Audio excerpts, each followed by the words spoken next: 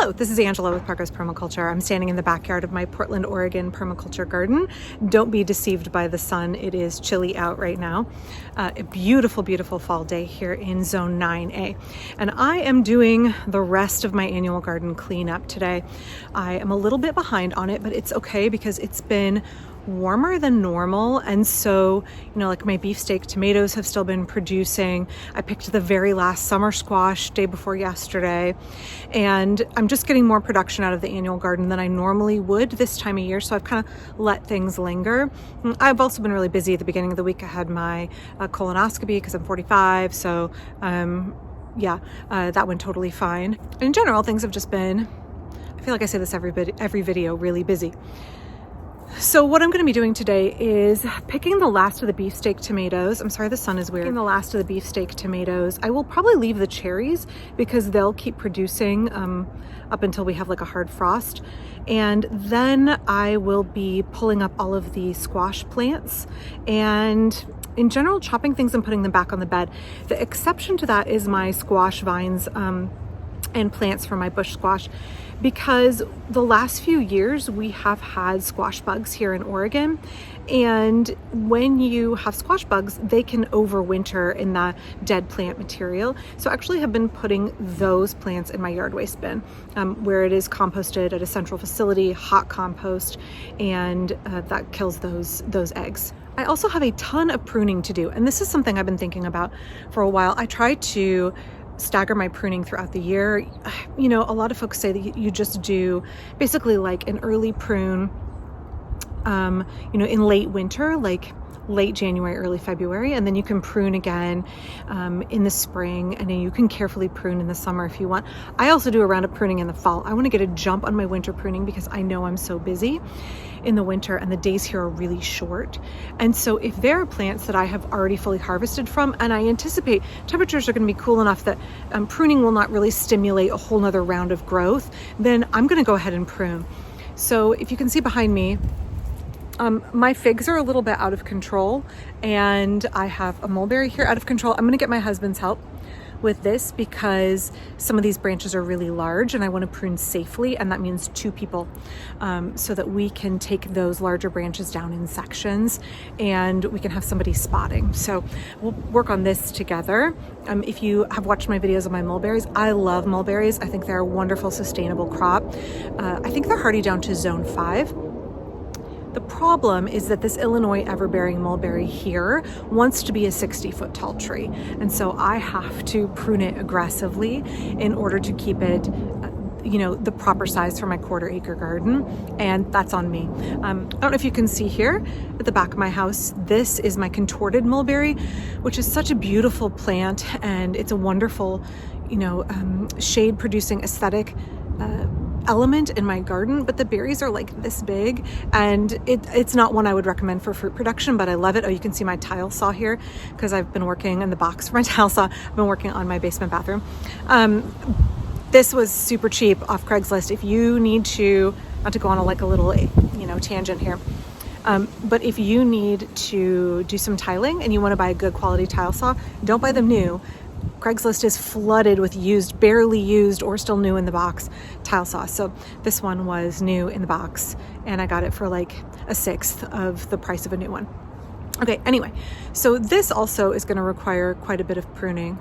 I might wait until the leaves drop off of that mulberry because of the contorted shape. I'm really pruning for shape and aesthetics as much as for size. And it's much easier to see the shape of all the beautiful twisty branches after all the leaves drop.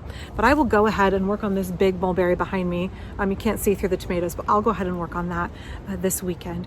Right now, after I rip up all of my annuals, I am going to be probably starting in on my pears and plums and that big fig back there, my Desert King fig.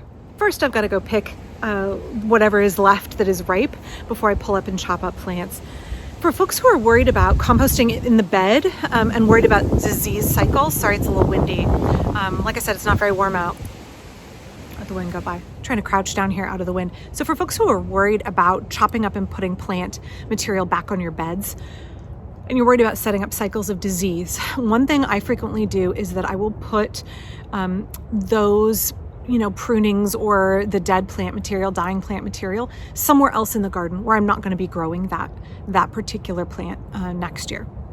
The other thing is that you can always just use the municipal compost if that is something that you have access to. For me, I am conscientious of what plants and what kind of diseases are endemic. For example, my Swiss chard here, leaf miners. Let me show you some leaf miner damage. Leaf miners are endemic, so it doesn't really matter what I do in terms of composting it back on the bed. There's going to be leaf miners no matter what. I just feed infected leaves to my chickens, and that's my mode of control. So if I am pulling up a charred plant, I do just throw it back on the bed. Now, if it were something like tomatoes and I lived somewhere with tomato blight, then I would have a different hygiene protocol. So permaculture is site-specific design, and you want to be really aware of the conditions of your site, not only the climatic conditions, but what kinds of pests and diseases are endemic, and you want to design appropriately. So whatever I talk about, for my specific garden works for my specific garden. It may not work for your garden where you live, and it may not work for, your needs and your capabilities as well. So you might see something that I do and you're like, I don't have the time. I don't have the time or the ability to deal with a 60-foot tall or tree that wants to be 60 feet tall. Cool, then don't grow Illinois ever-bearing mulberry. You don't do it if it's not something that you have the ability to manage or that works on your site.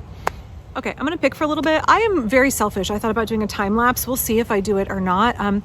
I don't like having to set up I film everything on my 6-year-old phone. So I don't like having to do time lapse on my phone because then I can't listen to my podcast or my audiobook while I work.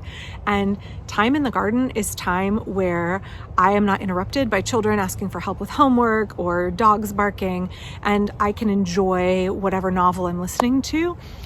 So I hate having to forego that to film time lapse. So I will film a little bit, but I probably won't film all of the cleanup so that I can kind of split the difference and show y'all a little bit what I'm doing and also get some time listening.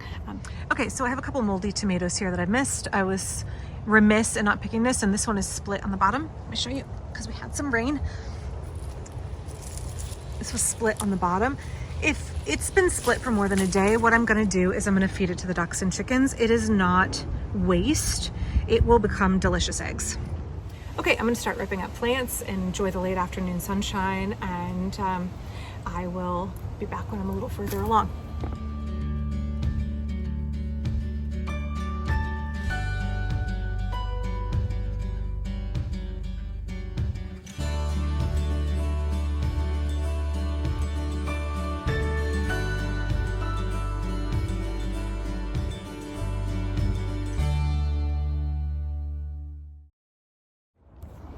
Okay, so let's talk about what I'm doing down here.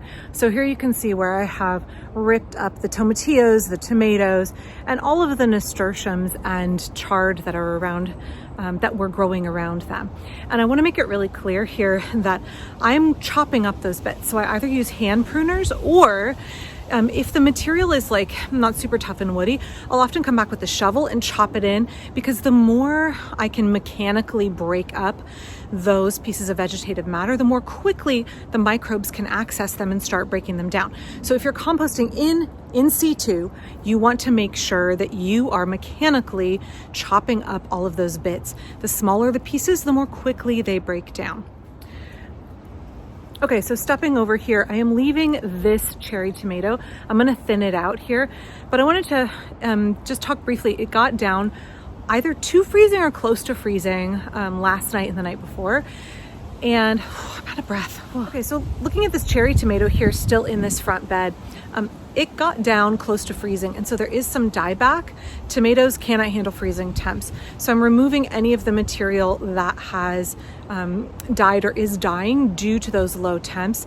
That's not late blight, so you need to be aware of like when you have like a fungal or bacterial process happening in your plant versus just like cold weather is killing it off. Safe to compost this, because what is causing that black and shriveled, it's really like like brown gray shriveled vegetation is cold temperatures, not disease. It's not in a pathological process happening here. And then I'm going to pick off any of the split cherry tomatoes, feed them to my chickens. Any of them that have any blush of color, I am going to take them into the house, and I'll leave the rest on here for a few days to see if I get any more that are starting to ripen. Let me show you over here. I'm gonna work on this bed next. Hang on a sec. Hang on, bear with me here. So any of my tomatoes that have any color at all, I'm gonna pick those and take them into the house and let them finish ripening in the house. This is a mystery tomato I got at a little tomato sale here in Park Rose, and I didn't save the name of it, and I want to get it next year. This was such a good oxheart tomato. Whatever this variety was, prolific, beautiful, delicious texture, very, very flavorful tomato. Super happy with that.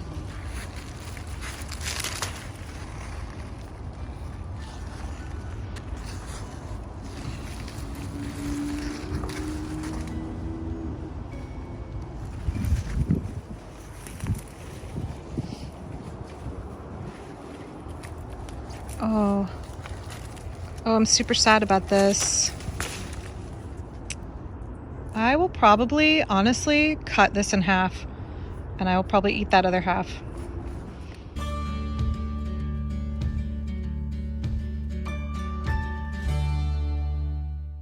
Okay, I'm gonna put my headphones on and keep working. So sorry, I'm not gonna show you the whole cleanup, but in the next video, hopefully I'll show you the end product. And the next thing that I'm working on, please be sure to check me out on TikTok. I have slightly different permaculture-y content over there, and I will be back really soon. I owe y'all some House for Friday videos, and I had talked about how I was debating putting up the videos that were not uploading in the 3 weeks when my account was having issues, and they feel too outdated now. Those are summary type things. So I'm going to try and do some catch up here and get some more autumnal videos out, because I have a ton of work to do, and hopefully I will get around to sharing that with you as much as I possibly can. Thank you for continuing to support the work of this channel. It means a lot. I really appreciate my followers, and I appreciate folks who engage, and I do read all of your comments, even though I struggle to reply to all of them. So thank you for that. So that's it. I will do a little more cleanup here, and I'll be back real soon.